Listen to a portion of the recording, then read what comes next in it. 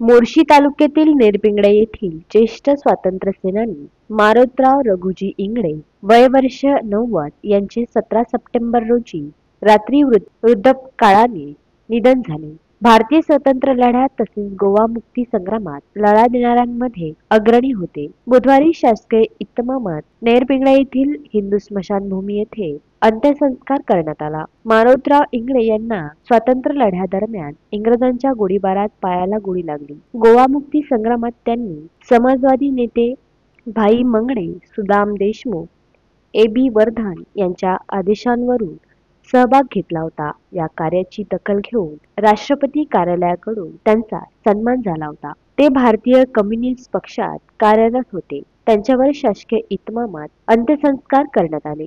शासनाच्या वतीने तहसीलदार राहुल पाटील व शिरखेड पोलीस स्टेशनचे ठाणेदार सचिन लुल्ले यांनी मानवंदना दिली व पुष्पचक्र अर्पण केले. शासनाच्या वतीने ठाणेदार लुल्ले यांनी यावेळी शोक संवेदना व्यक्त केल्या. Dinkar Sundarkar, the sting operation news, Nandgaon Peth.